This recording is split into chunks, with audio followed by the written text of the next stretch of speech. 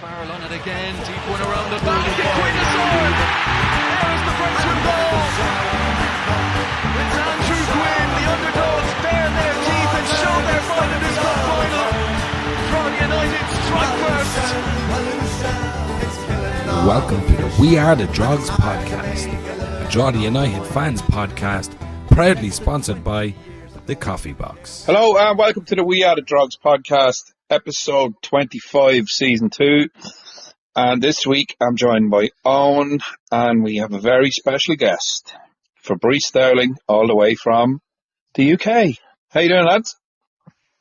Very well, very well. Cheers, Greg. Cheers, Burger. Great to be on. Yeah, all good here. Well, very welcome to the podcast, Fabrice. Yeah, I was going to say, do you ever hear that phrase, you should never meet your heroes? I'm just wondering if you heard of it, because it's definitely not the case here, so that's yeah. You haven't. You'll be worried if we're anyone's heroes. It's a good opportunity for you to apologise for all the abuse you've been giving them over the last month or so, Burger. Yeah, anyway, moving on. This is part of our relationship, this is how we operate. It's a mutual understanding between us, which, right. A lot of people don't really understand, but, I get him back. It's fine. I can relate to that. So Richie's off on his 15th holiday of the year. Man of leisure, that guy. I mean, Burger's a similar man for the Stags and holidays as well, so I'm surprised you're not away, so. True. It's been me. Yeah, I don't go away during the summer usually. Try to avoid the kids and all that. Yeah. Wait till September. You're not going to go away during the season, on. Exactly, yeah. International break, that's when I'll go away. To more football. Yeah, fair. Right, so speaking of away, me and you were over at the Galway game on Friday. Fabrice, did you get to see the game? I did. I watched it in full, and then for further punishment, I watched a bit of highlights of it. Then afterwards, then to refresh my mind. But yeah, fair. Yeah. I didn't think there was any highlights. I mean, this is the thing. Like, I think one of the highlights was the ball going out for a throw-in. I think that was in the 5-minute clip. Like, It was. That was a highlight of the game. But I don't know what it was like over there, but it was a chore watching it. It was a terrible game, absolutely terrible game. And I thought we got away with the skin of our teeth. Like we shouldn't have got a point out of that game. Like, there's no way we got a point out of that game. Galway should have won that game, and we were very, very lucky. And I thought it was going to be deja vu, like it wasn't the first game of the season. But yeah, Warren had 1 second too long on the ball and missed his chance. But yeah, we were very lucky, I thought, to be honest. Again, comparing it against the week before against Rovers, like it was chalk and cheese, Yeah, I suppose I was thinking about doing this podcast, and I was thinking it's going to be really difficult for us to fill. Like, I think we've been averaging around an hour for the last while, but, talking about that game in and of itself would be really fucking difficult to fill any space of time, because it was absolutely dreadful. I think we'll get to the points of the game in a while, but one of the main highlights of the game was getting abused by a huge group of kids who were just sat across from us behind the barrier. Who we thought were from Galway, and it turns out they were from Carlow. They were a local sort of youth football team from Carlow who were invited to the game, and they were little pricks, and they were just abusing us from a great height and abusing the stewards pretty much solidly for the second 45 minutes. So that was pretty much my memory of that game. They were probably all Waterford fans, I'd say, From Carlow. One had a Rovers jersey, yeah. He was one of the worst. I'd love to have got my hands on him. You did start, in fairness. You started giving them the finger firstly, so. That's not true. One of them called me Santy, and I wasn't too pleased. And jeez, you could have been called worse there now, fairness, Yeah, a couple of lads who were follically challenged were getting abused as well. Yeah, they were, absolutely. And I gave him the scowling of a lifetime, and then the abuse just started coming, and it got worse and worse and worse. I actually thought it was really funny, but I felt really sorry for that steward, the lady from Galway. She was trying to calm them down. While it looked like one of their minders or coaches or whatever you want was standing there filming the whole thing. He thought it was great fun.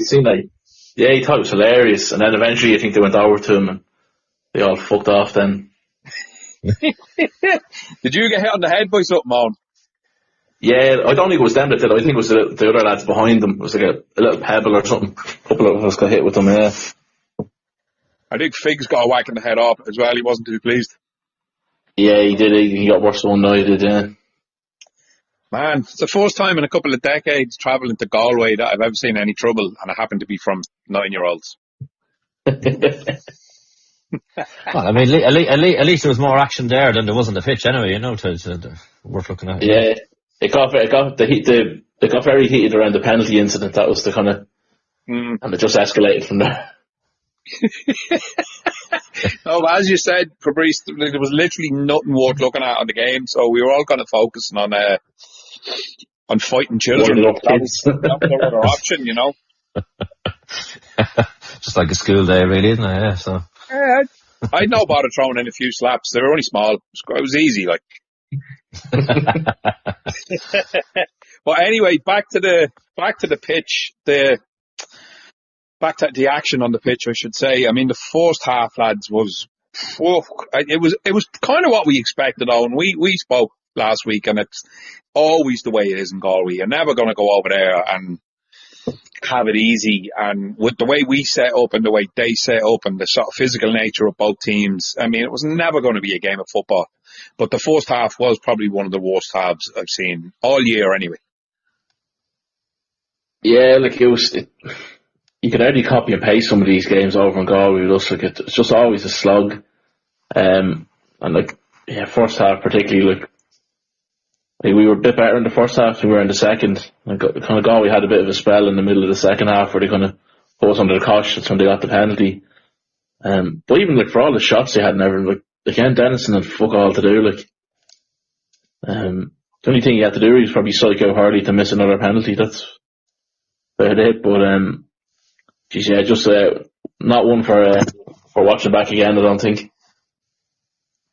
Yeah, I thought the first half was better than the second half, though. I thought we, you know, it's not like we were brilliant, but I thought we got on the ball much better in the first half. And well, I said within the few bits and bobs that we had a chance to, and you know, we made a bit of an effort. Buckner was down the right hand; he had that chance as well that was tipped over, and there was I think Kane had a chance down the left as well. He was going to pull one back as well for Doyle, but you know, we had a bit more attack going on. Then the second half, though, it was just do you know what? The second half was the first time I ever watched a game of football where a team had no midfield. I thought the midfield walked off the pitch and just left the defence and Alua up front basically, and there was no one in the middle. It just literally disappeared.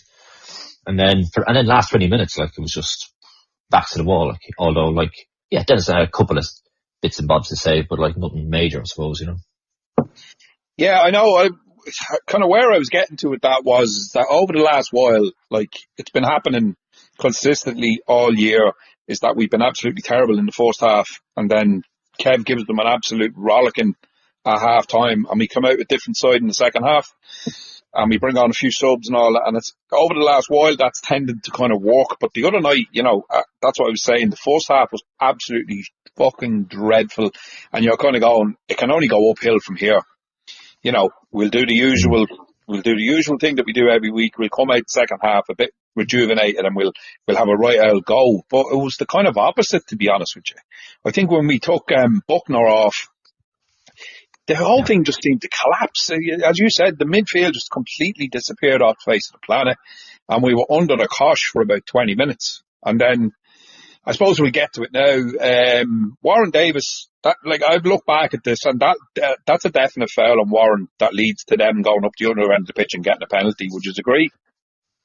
Yeah. Oh yeah. He was definitely clipped and pulled back. I mean, the way the ref was reffing the game, he was giving fouls for that, you know, a lot of the time, you know. So the fact that he didn't give a foul was a massive surprise. And then because Because then when your man Lamboto went down the other end, that was the exact same foul, and then he gave a penalty for it, you know. Yeah, Yeah, I that mean, was right in front of us as well when Warren was fouled. Like, it was just it's a free kick all day. Like, and it's stats-wise, really we came out. frustrating. Like shit like that goes against you. Yeah, usually, sorry, Owen, I was just going to say, stats-wise, we came out of that with 3 yellow cards and they didn't get any. And fucking, Perot was absolutely hanging out of Edwin Ekbaje for the whole first half. Yeah, I'm surprised Ikbaji's jersey wasn't ripped. He was pulling it that much. Like, Yeah, somebody sent a photograph into the WhatsApp group and it's a literal photo of his jersey being dragged about 2 feet away from his body and nothing. Yeah, I mean, the commentators were saying that they were saying, they were looking from a Galway perspective, but they were like saying like it was a great battle, like, and they were calling it a battle, but yeah, like, I mean, Franz, what he does anyway, that's his game, isn't it? Like, he hangs off you and tries to get around you like that, But do you not find it odd for Fabrice though? Like when he was playing for us, he would get booked basically, and we ended up having to take him off a good few times when he was at Drogheda because he was fouling opposition players, but he was getting booked for it, and he didn't get booked for it the other night. And I'm not sure how many times he has been booked this season, like, because he's very physical player. He will try and roll you and get round you and all that. I'm sure he's a real handful to deal with, but I just found it odd the other night, and I felt like he lost a bit of control of the game at one point, the ref. Yeah, he definitely did.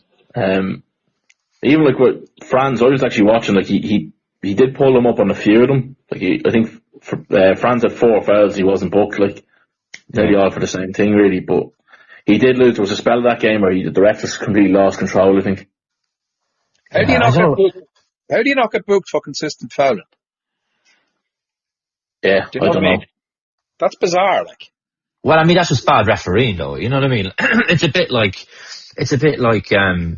what was it? Like, it was like that Argentina-England game in the World Cup where, the referee didn't do anything at the beginning and then just lost control and it just went wild, like, maybe not to the same extent. But, like, if a referee doesn't get like, I tell you one thing, though, like, at least you got the Ryan Brennan one at the end very correct anyway, so, although I would say, I'd say Pico Lopez probably looking at it going, well, why is that a red if I got red the week before then, so, but, Go on, refresh me memory there. I didn't watch the highlights. What, at the end? Ryan Sackle at the end? Yeah, what happened? Go on. Well, he lashed in 2-footed into the Galway player, didn't he? Yeah, he went fucking flying and it was a great yellow card. It was literally the last, I don't know, it must be the last 30 seconds or something like that. Yeah, I think it was. And then, so, do you know where it was? We were on the attack. And again, this is another thing that was kind of lack of midfield, right? The ball went into the box. It came out. Bulger ended up on the wing at the edge of the box, the Galway area. And he did well and he held it up. And he was probably near in front of you anyway in the away section. Yeah.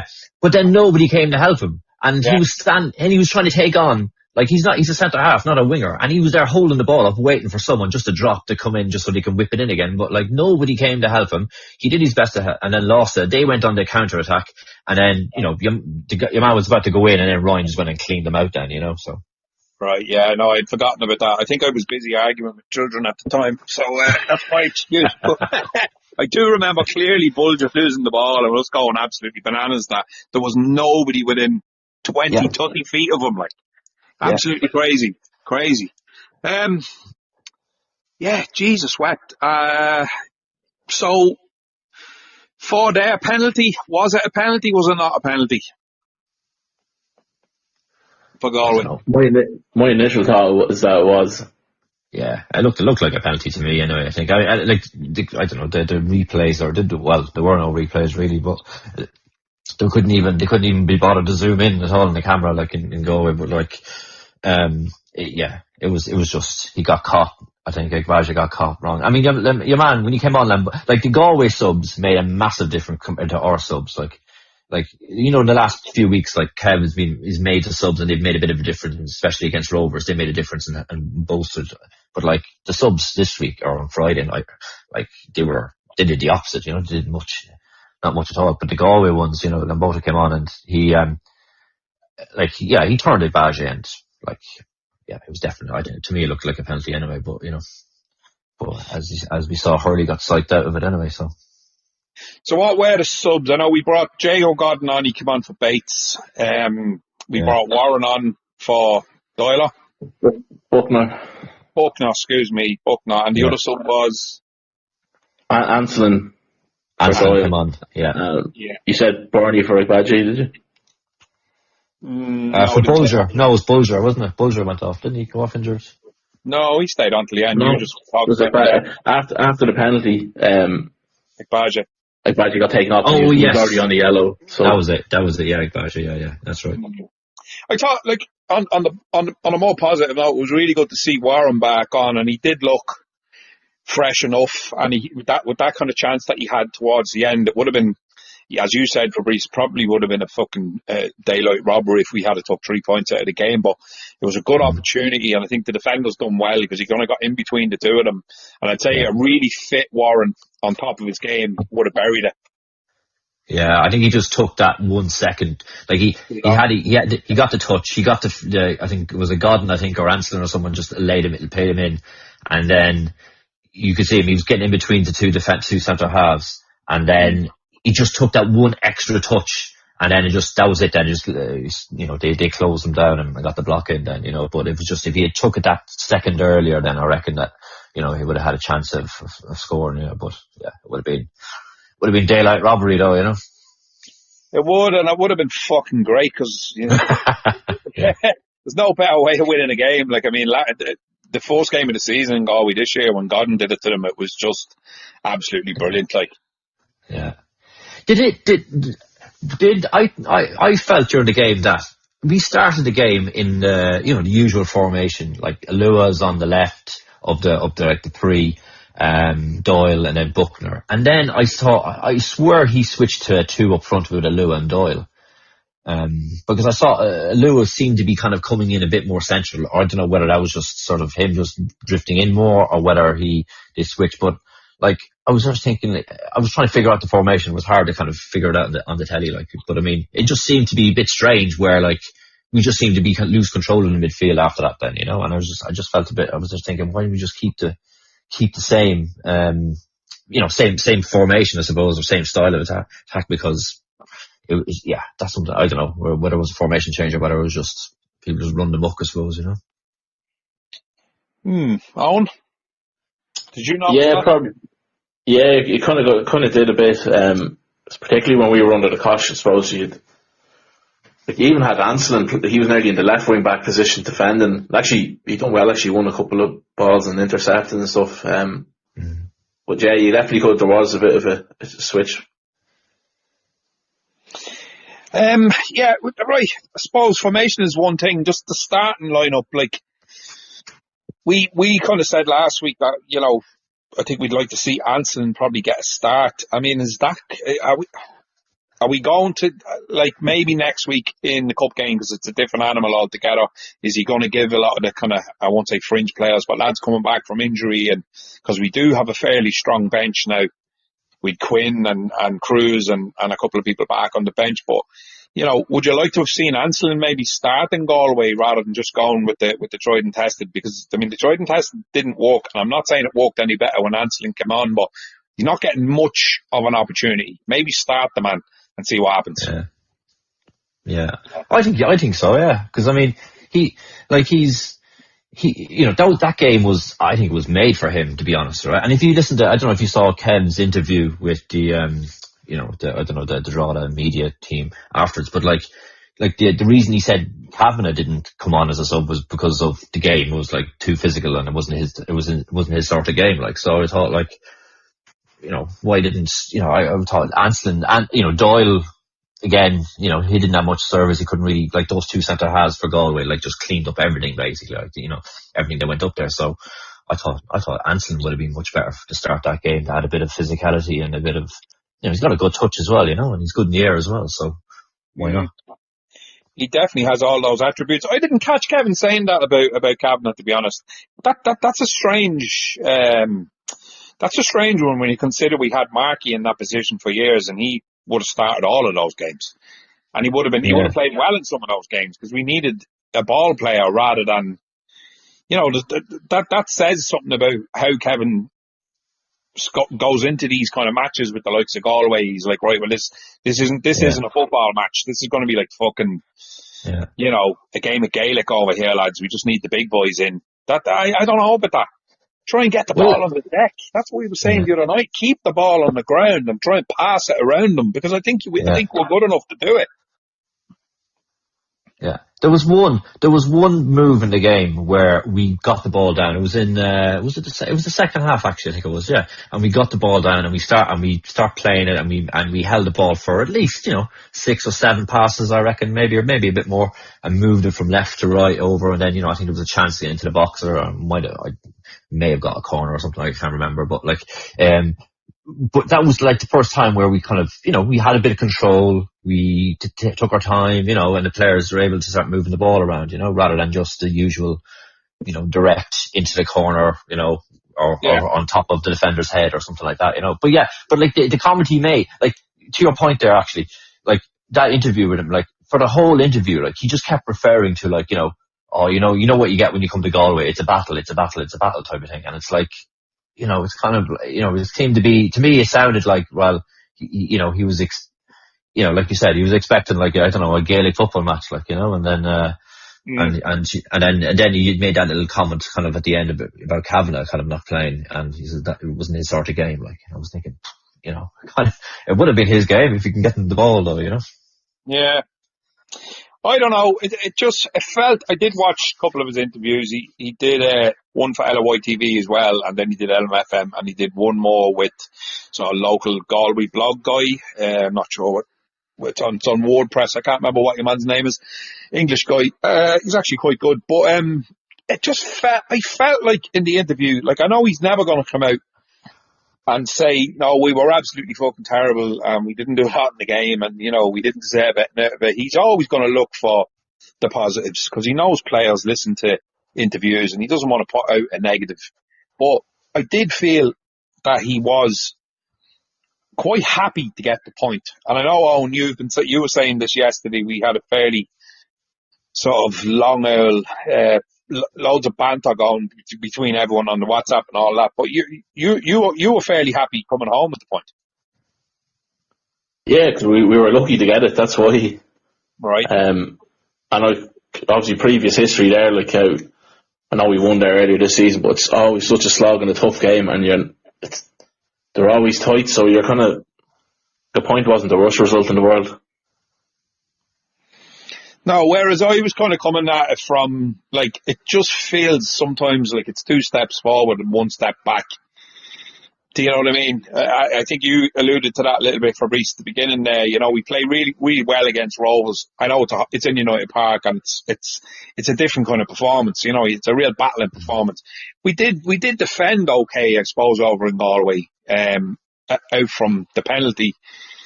But I just didn't think we offered fucking anything going forward. Yeah, we just couldn't get the ball. Yeah, do you know what? I agree. I think a draw was a good result. I would have taken a draw before the game started. Like, I wouldn't. I think a draw is. I think we were lucky to get the draw, but I think a draw is it's a good point.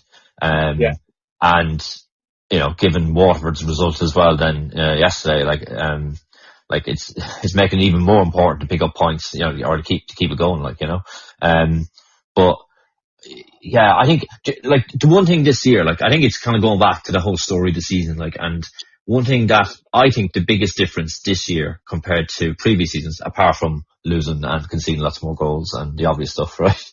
But like, we're not the same counter-attacking team like we were in the last season and sort of the second half of 24.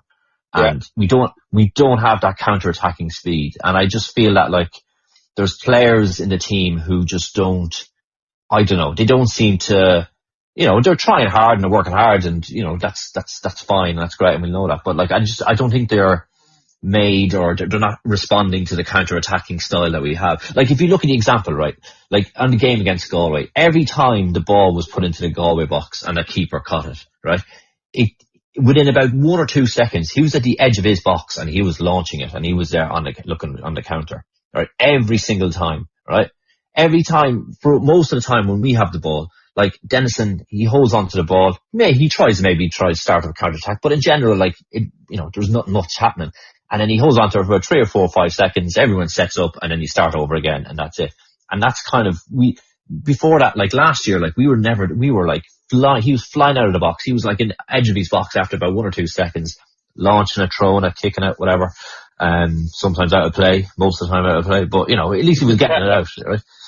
At least he was getting it out, like. But I think, like, we've lost that speed, and that was the one that we used to like get teams, like, and we used to kill them with our speed, but now, like, we just let them set up, and then, it's easy then, really, we can't play through teams, and we have to kind of play over them, I suppose, and then and after that then, or through set pieces, I suppose, And is that because we're missing the likes of Owen Lamb, and Conor Kane doesn't seem to be half the player he was last year for that kind of thing, for just getting the ball and running at people and, putting teams under pressure? Owen Lamb is a massive miss. Oh yeah. Yeah, Lamb is huge. Like, he's you really see the difference, like, with him there. But I think I said it to you there the other week there, like, at the Rovers game, like. But like, I would, like, I'm like, if we're playing in that sort of, especially with a forward to back, right? I would, and might be a controversial decision, but I would switch out, if he's fit, I would switch out Agbaje and put Quinn as a right full instead. Purely because every time Andy Quinn has had the ball, even as a centre half, he just goes forward. He picks up the ball and he dribbles and he attacks and he goes forward. All right. And Agbaje is great at controlling the ball, and he's great. He's composed. He's close knit, but like, he's not a counter attacking fullback. Like, you see the ball, like, it's rare that he's like Lamb when Dennison had the ball, like, Lamb was basically nearly in the 18-yard box, when he had that, like, where Agbaje is like near a corner flag waiting for the shorter kind of pass, to play out and run it from the back. It's a different style, different play, like, but I mean, it just means that we lose that sort of edge to our sort of counter attacking style, Is there something to be said for when Quinn comes back in? If we're playing the 5 at the back, that he'll go with Quinn, Bolger and Keeley, and then maybe play Kane and Buckner, or do you know what I mean? Would he leave Agbaje out the side? Well, I think Agbaje is a good centre half, though. Like, I think he's a better centre half than he is a right foot, to be honest. I think I think whenever he's played in that sort of like centre half-ish or tree, I think he's much suited there, But I think just as a full back, as a kind of an attacking full back, he's not that attacking full back like Lamb was, Is he a better centre half than Quinn, in your opinion? Maybe, perhaps. I think it's fairly. I think it's too. I think he has. He's a bit bigger anyway. I think, isn't he? I think he's probably a bit bigger and taller, so he's probably suited for more centre half. But I think. I don't know. Like, I don't know if he's better, but I mean, I think Quinn's better at carrying it forward, as you said. Like, you've seen the amount of times Quinn's just got the ball and kind of ran through the midfield. Like, seems to really good at carrying the ball forward. Yeah, and he's an eye for goal as well. Yeah.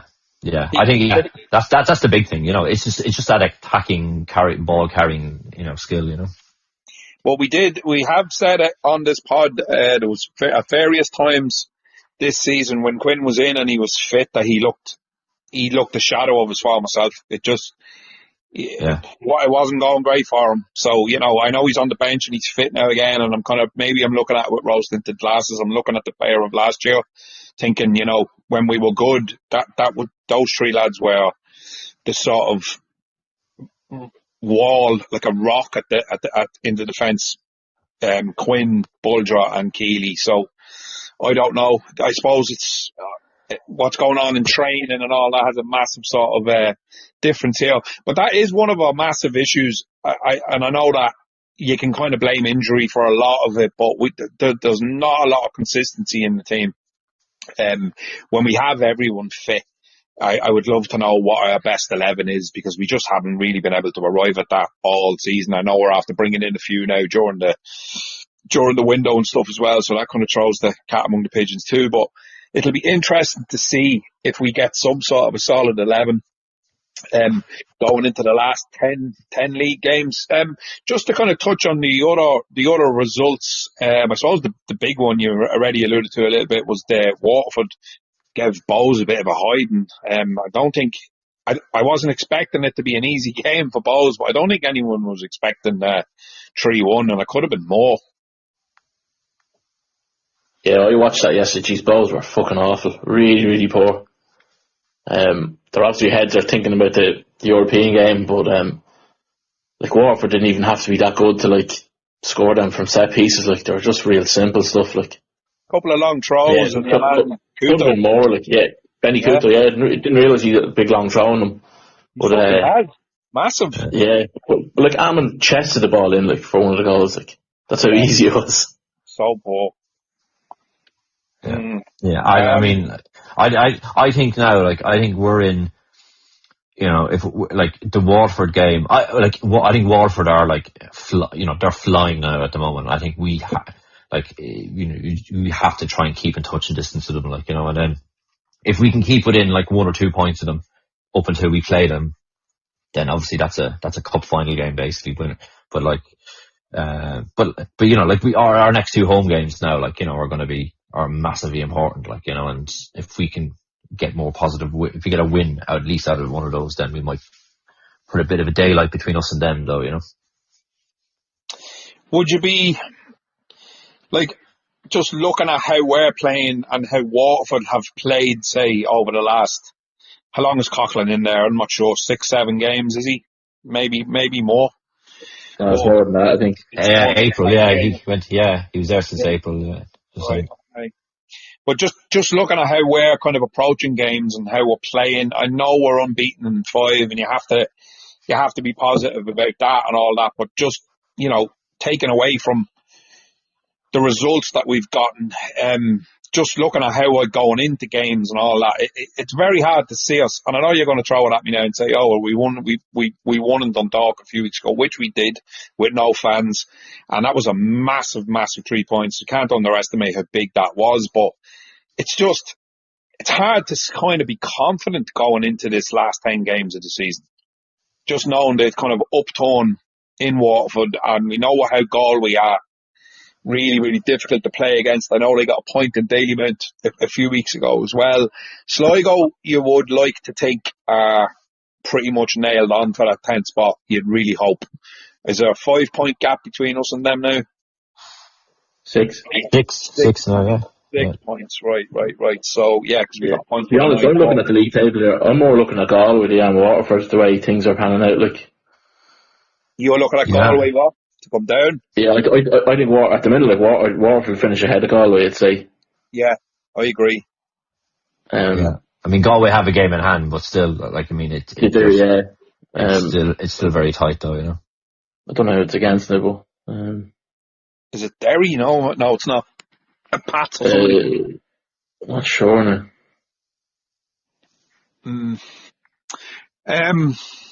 Yeah, no, you would look at, I mean, Galway are the second form team in the league. I think before it's not Galway, Waterford were the second form team in the league before that game the other day against Bows, and I think Bows were the form team in the league. So how that changes after that the other day, but definitely Waterford are up there in the top 2 for form. And they just look totally and utterly rejuvenated. But as Borga, you've been saying it just goes to show you how much of a shit job that John Daly was doing, considering the squad he has at his disposal. Like, some good players there. Yeah, look, sure, but they were tipped to probably push on for Europe before a ball was kicked. Like, with the signings they made, like they got Conor Noonan permanently. They spent around 50 grand on him. Like, they had made some decent signings. Yeah, John Mahon as well from Sligo as well, isn't it? John Mahon, yeah. And that's they had Lonergan, and they kept Hammond. But I was talking to a Waterford guy. You can, I won't name him, but you can probably guess who he is if I was talking to him. And I sort of said to him, like, Jesus, John Daly must have been a really shit manager. And he just said, he's a nice fella. That's all he said. I think we know who you're talking about. That's what he said. Send your answers to weirdclubs@gmail.com. Yeah. Fucking hell. Yeah. So, yeah, bit of a disaster, but you could kind of see a world where Waterford overtake Galway and end up kind of settling in around that 7th spot. That looks pretty likely with the way things are going. But you can, bad for us, you can also see a world where it's us and Galway battling it out for that 9th spot. And I said this a few weeks ago, lads, but I think I'd take that now.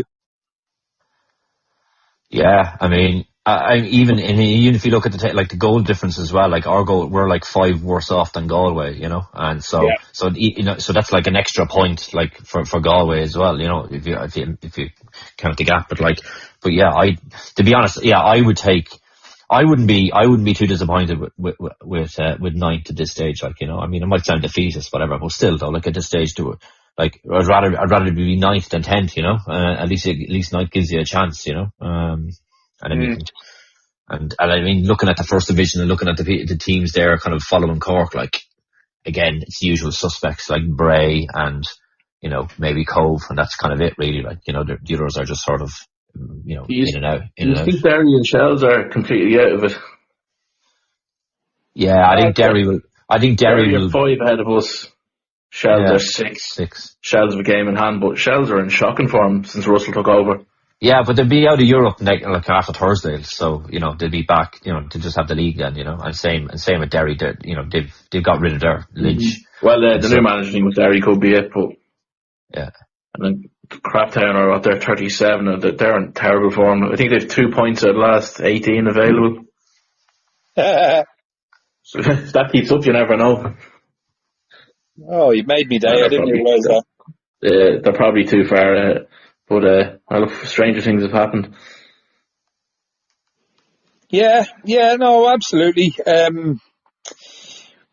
You can't see. I don't know. I'm not sure whether I can see Derry or Shells kind of slipping back and ended up being in this little battle with us and Galway. And they should. But it happened a few years ago. Shells sort of fell into the 9th spot, and then they lost the playoff against Longford, I think it was. It was a very different team then, though. Yeah, I know, but even just to slip down like it happened. Yeah, I mean, somebody put up the stat there earlier on. I think it's John Russell's last eight league games. He's lost 7 and drawn 1, and that was against Sligo against Shells. Yeah, like that's a horrendous record. Like, yeah. And then somebody else. He's probably under a little bit of pressure already. Oh, I'd imagine he is on. Somebody else. Even internal pressure to I need to turn these around soon enough. Yeah, like somebody told me this earlier on, and look, I know there's a lot of shy flies around the place, and you don't know what truth is in it, but apparently people in Sligo were kind of happy enough to sort of get rid of him, and there was people talking about like giving him the boot, and then the Shells interest came along, so they were like, "Well, happy days, we don't have to fucking sack him. Shells will just take him off our hands." You know what I mean? Yeah, just get a few quid for him, yeah. Yeah, it's a very strange scenario. And like, as I said, I don't know whether it's true or not, but I do know a lot of Sligo fans were quite happy to see him go as well. Yeah, I've seen like online comments and stuff. Yeah, they weren't overly upset now.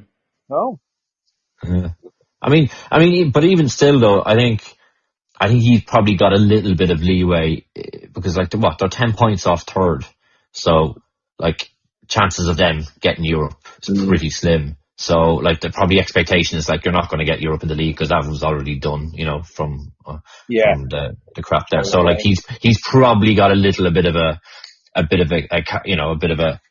of leeway in that front. He just probably needs to stay within touching distance of like 4th, I suppose, you know, and not drop down any worse, I suppose. Then the key. Yeah, I suppose we'll probably move on from there, and I know we've got College Corinthians coming up on Saturday in the Cup, which is probably, I know it sounds weird, but it's probably a bit of welcome relief from the league again. It's always nice to take a break from the league and play a non-league team in the Cup. We seem to be getting decent draws. Fingers crossed. I'm not counting me chickens. I know some of these places can be hard to go to, and it doesn't look like the most luxurious place either. On you sent a photograph of it. It's just basically a fucking field with a railing around it. Yeah, it looks like it's only one-sided really that you can stand and watch. But yeah, so they won 5-4 in the last round against Bangor Celtic away. Okay. I'm just looking at their squad list here to see they're recognised they're in the ex-League of Ireland. And none really that I recognise so far. Okay. But yeah, like, they're a bit of an unknown. Like I think they're in pre-season still, so they've that going against them as well. We have to win, though. We have to. You'd be expecting to.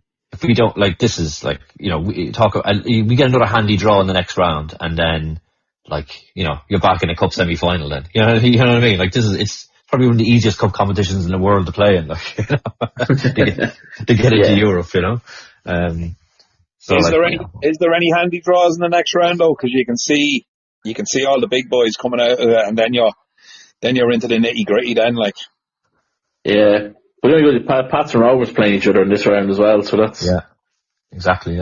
And then pick up a first division team. I think there's first division teams playing against each other in this round as well, isn't it? I'm just looking: Galway, Bray, UCD, Derry, Waterford, Athlone, Corinthians, Drogheda, Graftown, Castlebar. Hopefully Castlebar get through. Sligo, Kerry. That's an easy one for Kerry, I'd say. Yeah, Pat Rovers, Bows, Longford. So look, you wouldn't know. Yeah, I can't see any first division teams coming out of that. But yeah, again, you never know. Bray actually, look, you were talking about earlier on for a potential playoff opponent. Bray actually look really good. They got a lot of young, hungry, good at scoring goals. Yeah, and they actually lost a few players in the window there as well. So one fella went to England, didn't he? He was fairly high profile, didn't he? I think he went to went to England or something. Yeah. So look, I mean, you're potentially going down to College Corinthians with, a more or less a full squad, excluding the long-term injury.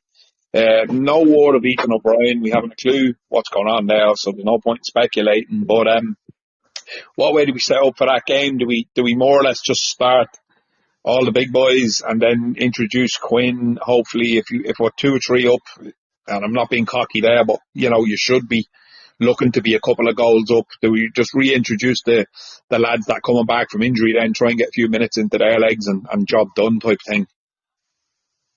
Yeah, I mean, Kavanagh should play because he should be about 500 levels above any of what they can offer. So he should be on, and get Ansel to start, and then he'd be too strong for hopefully their defence. Kavanagh would be too skillful for them, and then should create loads of openings. And Warren, get all those players on, get them, race into early few goals in the start of the game, and then that's it. Then you can kind of just take it handy and make your switches and all that type of stuff. Then be professional about it. That's all that needs to happen. Yeah, that's it. Best case scenario, just get out of there, even if it's only 2-0 or something. But no one cares. Yeah, exactly. I mean,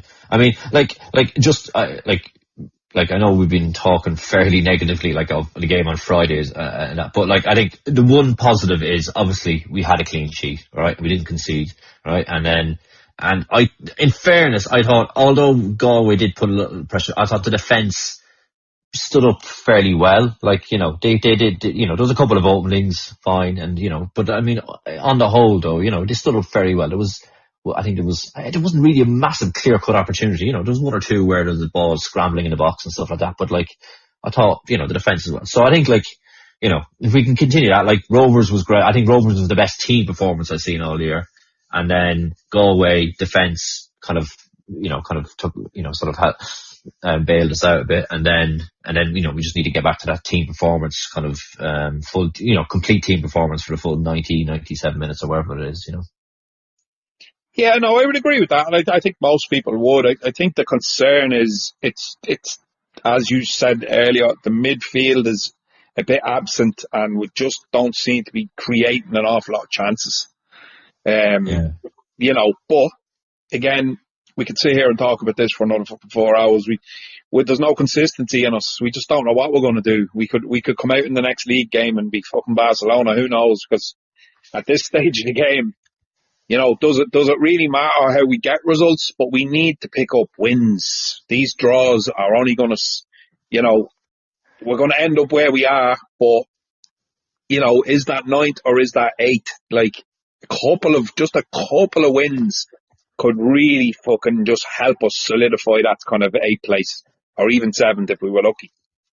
Yeah, we're in the we don't need performances anymore. We need wins. We need results. Yeah. Part of the season, so kind of. We're moaning about kind of performances and, earlier in the last couple of months, whatever, but now it's kind of like, right, forget it. You're not going to get a performance now, you just have to get results and that's it, Yeah, no, 100%. I think Owen would agree with that. We've been saying that for ages as well. Just while we have you on, Fabrice, what's your I know you were in United Park a couple of weeks ago for the Shamrock Rovers game. That's your first game in about a year, maybe? About a year, yeah. So, yeah, because the last year when I came back, I was over in, I went to the Derry Cup game away last year. So, with all the shenanigans getting stopped and all that on the way, which was fun, But, yeah. Yeah, that was good crack. But yeah, so it kind of so I wanted to get to a home game this year. So, that was my objective. So I'm glad I got to one and we didn't lose. So that was a bonus as well. And what are you making of, say, for instance, just the ground and the little improvements that have been made to it and all that? What's your thoughts on what's going on around the club? I think it's great. It's it's for the atmosphere. I thought the atmosphere was so different. Because normally you'd be down the pub and you'd be sort of looking at your watch and it'd be 7:30 and then you'd be down in the drink and then you'd be running up the road, Windmill Road, and then they'd be trying to trying to get but we're doing that an hour earlier though, that's it, but the difference there of walking up early, going in and then having the bar behind the goal and it's really nice setup. I was really impressed by it, and beer is nice and it's quick and it's, there's no, it's a really good, it's thought out well. It's really good setup and it makes a huge difference then to the whole sort of atmosphere, and then going down at half time as well. And, I just thought you can't, you said, we spoke about it then, you can't do too much more to that, to the ground, right? It's, it is what it is, but just adding those little bits of touches is just really makes a massive difference, to the thing. And it's, I'm just thinking back to years and years ago, when we used to go, and it was there was nothing. You'd be lucky to get a bloody curly whirly down the corner there at some stages, you know what I mean? A curly whirly. Yeah, and a can of Coke, but now, there's, you can get decent grub, there's a good bar, there's a bit of music there, there's a bit of, adds to the whole sort of, to the experience economy, as they say, football, it's entertainment industry now, it's not sport anymore. No, absolutely. I think it's unanimous. Everyone agrees with that. It's just good to get sort of an opinion of somebody who hasn't been in the ground in a while, but knows the ground well for going for so long. But have you been keeping your eye on the kind of things going on off the pitch as well, the walking football team and the special needs team and the women's football and all that? There seems to be a lot more kind of effort to do. I know a lot of these things are coming with the license now. You kind of have to do them, but it's great in comparison to say 10, 15 years ago, where I think there was a real disconnect with the local community. Yeah. And walking around town now, even where I live, there's just kids in Drogheda gear and loads of people wearing, Drogheda baseball caps or jerseys or whatever it is. You just see it's a lot more visible around the place. And I know a lot of that is down to the cup because, the club sold out of merch fucking 10 times over, and, you could buy all this stuff around that time, which is brilliant. That's exactly what we need. But it does definitely a bit more of an engagement, I think. There's a bit more of a buy-in from the community in Drogheda than there was maybe 5 years ago. The difference I found from years gone by, even during the glory times, during the glory years, Dulo and all that type of stuff, the club now is just so much more professional, from top to bottom, everywhere, right? Just the way the organisation, the professionalism, and I think you could see it in what Travella brought into, they just brought in people who just know what they're doing, know how to organize. I'm not saying every single decision is perfect, right? There's never is. Like that's just life. But it just, everything is just more organized. It's more, you said, like, you talk about all the activities. Like I follow, as sort of, so in my, back, where I live, like in sort of the east of England, like I coach kids football teams and stuff like that. And so I follow all this kind of academy stuff, and I see all the activity that they're doing, like, I think, what's the guy's name who's the head of or director of kind of academy at Drogheda? He's John O'Donoghue, is it, or something like that? His name is, or I can't remember his name, but that's John O'Donoghue, yeah. Yeah, John Donoghue. Yeah, he's really active, like, across, like, sort of like the likes of LinkedIn and social media and stuff like that, around that type of thing. And I see a lot of stuff what's going on. You really see the website; it's all updated now, new website, and there's news articles kind of constantly there. Talking about the under 20s and the under, and the other teams as well, and stuff like that. Like, I think it's deadly. Like, it's brilliant. And again, I went into the shop there as well last week, in Scotch Hall, and just get a jersey, like, and. It's just great, like, to have everything just there, like, I remember, like, before when they said, oh yeah, we're going to open a shop. Nobody knew where the shop was going to be. Nobody knew what time it was ever going to be opened at. No, and then the times it used to say that it used to be, this is before Trabella, by the way, and like, used to say, like, times when it used to be opened. It was never opened. They used to say, yeah, we sell this, that, and the other. You go down there's none of it there. Like, it was just like shambles. Like, it was just, and it wasn't anybody's, I say, those people in the shop's fault or anything. But like, it was just things like that used to be kind of annoy me, like, but now, like, it's just really, like, just far more professional. It just feels professional, and it just feels, you don't have to sort of think about stuff like that. As a fan, you just think about the football and sort of enjoy the rest then, Yeah, no, very, very good point. And I do find it odd, though, how we can get used to a situation when it is so haphazard and all that, because obviously we were being run by a group of volunteers, and those people put in some absolutely serious time and hours into the football club, and I know we all absolutely appreciate what they did, because a lot of those people were there when things went absolutely tits up, and they helped to keep the show on the road, which is incredible. Like, we can't knock anybody for the work they did or didn't do, because, raising kids and having jobs and all that, and then, spending hours up in United Park or on the turnstiles or making tea or whatever it was and all that. I do find it funny and I mean, I'm talking about myself now and everyone else, you just get used to the professionalism really, really quickly, and that becomes the norm, which is correct. I mean, it should be the way it is. There's no point in having a professional team on the pitch, paying out a lot of money in wages and looking for some sort of success on the pitch if off the pitch is going to be a bit of a mess. Because when you look around the league and you look at the likes of Derry, apparently that's a huge part of what's wrong with that football club. It's just such a fucking mess off the pitch, and it's still, I think they still have a massive percentage of volunteers and all that, trying to help out, but it's just not working for them, because they're spending savage money on wages. They're doing up the stadium and all that, which is great, fair play, putting in a new stand and all that. And I know they tried to sort out their training base. This isn't about Derry, by the way. It's just an example of a team that doesn't seem to have the community buy-in, because they were talking about your man Lynch and saying he had no time for Derry fans and all that. But I think what we do have in Drogheda is a strong bond with Kev and Dara and the group of players. And regardless of how some people think how crap we are, I don't think it ever gets toxic in a way that a lot of other football clubs do. And I think that's just down to the sort of community feel that we have at the football club. Would you agree with that, or?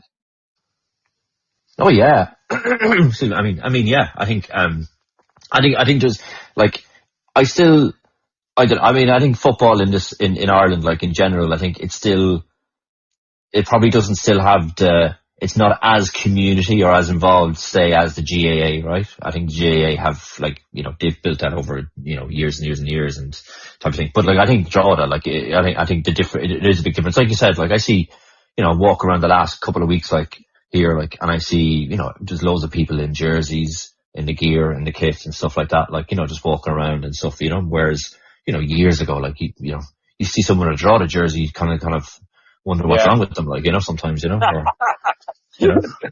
Oh, fuck's sake. Wonder what's wrong with them. You okay, mate? Yeah, they probably ran out of clothes. It's all in the wash, you know, and that's all they had left to draw the jersey, you know, the one with the big McDonald's logo on it, you know.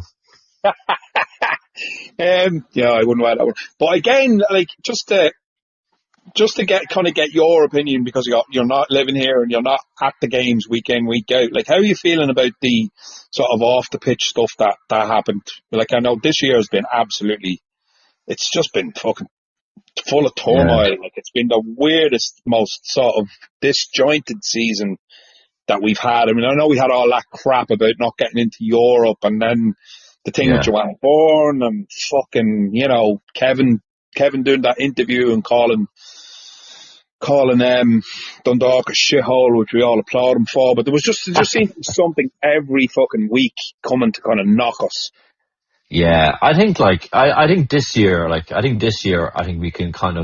we need just to get out alive. Like, we just need to get up, stay up in the Premier, and just sort of write this season off as a sort of a, like, you know, just forget about it and move on, right? Because I think this, like, the whole thing with, you know, I think the thing with Joanna and Travella and what went on there, like, you know, I mean, you say football and politics can't mix. I mean, you know, as we see in the World Cup, it does, like, you know, and everywhere else it does. But I mean, that was, I don't know.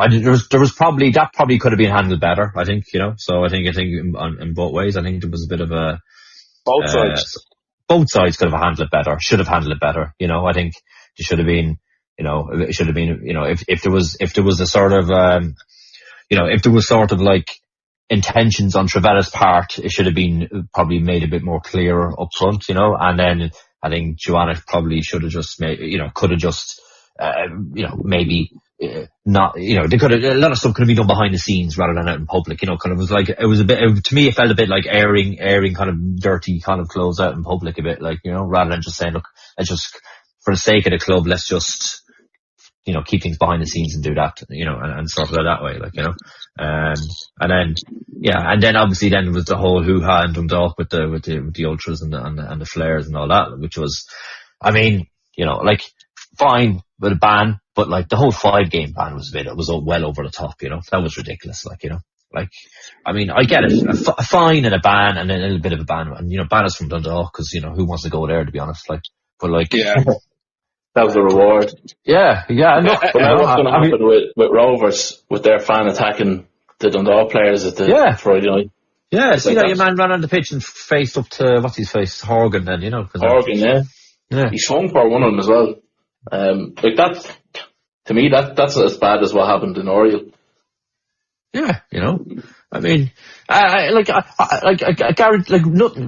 will get a fine, and that's it, right? And then, you know, and you see, and like, there's been nothing in the news about it. There's, you know, the Minister for Sport hasn't come out and said it's a disgrace, has he? You know, or he's probably too busy in his fucking holidays or something like that, you know, to give a shit about it. Like, so, like, again, you know, it's always, there's double standards a lot. Like, you know, I'm not saying we shouldn't have been punished. We should have, but like, the whole 5-game thing was very disruptive, and then, you know, and then, you know, there was a hoo-ha, like, rumours of like Travella pulling out, you know, because they've had enough, and, you know, and then there was like Kevin was under pressure, and, you know, and you could, you know, and all this other thing, and it definitely had an effect. It definitely, because, you know, all that noise, you know, you can't say it didn't have an effect, but like, yeah, hopefully it's all done now, and we can sort of just save this season, stay in the Premier, and then rebuild for next. Then, you know. Can't believe talking about next season now already. I know, but I do, you know, you raise a very, very valid point. I think that attitude needs to be sort of everyone's attitude between now and the end of the season, is just that after the shit we're after going through and everything that's gone wrong, injuries to players, blah, blah, blah, blah, blah. A lot of what's gone wrong has not been of our own making. And I mean, our as in Kevin or the players, or, you know, a lot of it's been fans making, as you said. The Oriel Park thing and all that, but all the other examples of stuff that have gone wrong for us, you know, is really, really out of Kevin's hands. And I'm not making excuses either. Like, I know we've been pretty poor at times, and, you know, there's times where I've been losing my mind about how shit we have been, but it's just between now and the end of the season, it's just about just get those few more points on board and just stay in this league. And write that season off as a bit of a false start and just go again next year. That's the way I'm looking at it. Yeah, exactly. Like, I mean, I think let's forget about performances. Let's just look at the results, and I think we've kept 2 clean sheets in a row. That's a positive. We're lucky. Maybe the luck is coming our way now for a change. Maybe we're going to get a bit of luck. Who knows? After on the clean sheets, the stat here, Owen Reid actually sent this in. So in the last 5 games, we've only conceded 3, and in the previous 5 before that, we conceded 11. So we've definitely tightened up at the back a bit. Who sent that in on? Owen Reid. Owen Reid, okay. No, he raises a good point. We're definitely a lot tighter at the back, because we would have conceded at least 2 goals in that Galway game if we played like we were playing 3 months ago. Yeah, definitely. Without doubt, because we were so leaky and we looked like a shadow of our former selves. But players definitely seem to have a bit between the teeth, especially centre halves, throwing themselves at everything. And there seems to be a good togetherness there with the lads. There doesn't seem to be any lack of, I know I'm probably going back, I probably said there was 5 or 6 weeks ago, but obviously in the last 5 to 6 games, there definitely seems to be a bit of good camaraderie there and a bit of togetherness on the pitch, and they are battling for each other. There is a lack of quality, there's no getting away from that, but there's no lack of heart there, which is a good thing to say going into the last 10 games of the season, because we're going to need every bit of fucking heart that we have to survive and to keep away from that last place, you know what I mean? Yeah. I think this is it. Like, we have to battle. I was going to say, like, what did you think of Bates again? Like, I know, like, Rovers, I kind of put him down to, like, he was probably playing at a level. Rovers' level was probably a bit higher than probably he was expecting, so he was kind of out on his feet in that game, and he kind of went off. In Galway, I was expecting a little bit more from him in Galway. I thought it was the type of game that he could have been, based on the Sligo game, obviously, but he played in. But I thought, like, he could have been stuck in a bit more in that game, Agreed. Owen? Yeah, it's kind of quite enough game. Like, nothing particularly poor or anything like that. Just nothing really stood out for me in that game. It's funny because he was our Lord and Saviour after Sligo. We were all blowing smoke up his ass. He's fucking great. He's amazing. He's going to be this. He's going to be that. 45 minutes. And he did play very well in those 45 minutes. But, I suppose they were to play the team bottom of the league one week and then to play the team top of the league the next week and then to go away to fucking Galway the next. It's probably hard to judge him. Yeah. I mean, I'm not saying, he's terrible, bin him like around like that. But it was just interesting, like, 'cause like you said, like, he was, that's it. We're signing of the season. We're done now. Brilliant. And then, now it's been 2 games since, and it's a bit like, meh, he's all right. Yeah, but I suppose when you probably can't take him in isolation either from the other night. I mean, none of the midfield came out of that game. Oh yeah, with any kind of brownie points. I don't think any of them performed because they didn't get a chance to. I thought Ryan threw himself around the place and was probably a bit more effective in that role, just kind of, I'll kill you kind of role, which he tried in the last couple of minutes. But you need that too. We need Ryan. Ryan's going to be massive for us, I think, going into these last 10 games. Yeah, definitely the experience in that, and I haven't heard anybody. Just my own opinion, it could be his last year with us. Just a feeling I have. Just a feeling I have, but nothing to back that up. Well, he did say that 2 years ago. He did say it a couple of years ago that he might be gone next year, and then he stayed on. But yeah, he did. Yes, but look, he's got his own coaching business up and running as well this year, so he's obviously prepping for life after Drogheda United. Yeah, but he'd definitely be vital for the next few games. No, he really will. And I mean, look, he owes us nothing. He's been an unbelievable servant to the club and all that. And it will be a shame. He's the only Drogheda draw the born and bred player in the bloody team. Like, I mean, I know that's just League of Ireland now. It's a professional sport, and it's not like years ago where you might have 2 or 3 if you were lucky. But we just seem to have a Brennan in that team for the last, I don't know how long. It's rare that we line up without a Brennan in the last 10 years anyway. Oh yeah, I mean he's yeah, like he like you said, like, on Friday night, like he was trying to get stuck in, but like, you know, like you said, he can't do it on his own, you know. And I've said it before, like early in the year as well, he's trying to do lots of that on his own, and he just needs more help, you know. But yeah, like he's you know, like I think even the commentators were saying that, like they were talking about him, and I think what was the other fella, like on Galway, Stephen Walsh or something like that, and they were talking about both of them being like, you know, like the stalwarts of the clubs and the, you know, and that type of thing there. You know, they were praising both of them for what they were doing, and that's exactly it. Like, you know, he's, you know, if we didn't have, you know, in fairness, like if we didn't have him in the team, then we would definitely be much worse off, I reckon, you know, just for the sake of like that extra little bit of bite and, you know, kind of drive and sort of intensity and getting stuck in, you know, and leadership and stuff like that, like, you know. No, he's a good leader, and you can see it. He gets in the ref's ear a lot, and you know, that side of the game, and he's good at the dark arts at times, Ryan, too. We know that, like, and you need that in the game. So absolutely.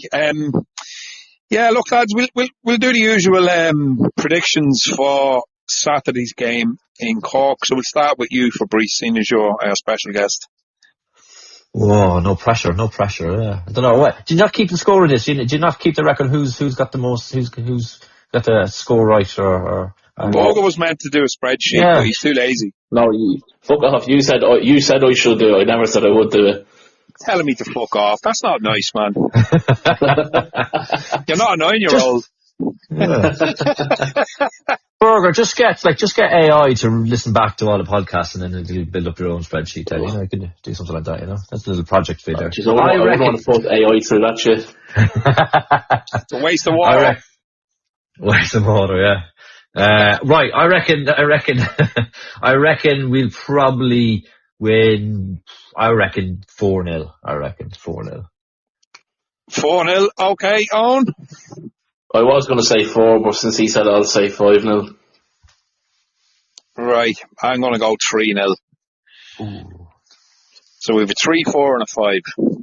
Yeah, get your bets in, gamble responsibly. I wouldn't say we get great odds. No, probably not. You'd hope not. Conor Kane hat-trick, there you go. Conor Kane hat-trick, jeez, you'll get good odds for that, alright? No problem. Fucking hell. Right, Fabrice, thanks for jumping on. Thanks a million. Thanks for having me. It's been a pleasure. It's been great. Yeah. So happy to do it, and happy to help out whenever. Keep sending those faxes. Oh, I will. Don't you worry. I will. And Burger, listen, you have to read them out the way I write them, right? I don't like the tone of your voice as well. It's a bit dull. So I'll have to do an impression of you. So yeah. Yeah, you're gonna have to put a bit more emotion into it, right? So I'll prompt you there in the emails, right? Yeah, eating the faxes, not emails. You'll have to write them as a screenplay, you know, emotion, anger, and that kind of thing. Exactly. We might get you to jump back on, I suppose, coming towards the end of the season. Maybe before the cup final in the Aviva. Oh, brilliant! Yeah, absolutely. Yeah, we'll do it. We'll do a pitch side in the Aviva. That'd be yeah. All right, lads. Dead on. I'll talk to you next week, Owen, and we'll talk to you soon, Fabrice. Thanks, lads. Thanks, chaps. Cheers, boys. All the best, lads. Good luck. Good luck. And the fishermen come, and the fishermen go, and the water gets dirty all the time.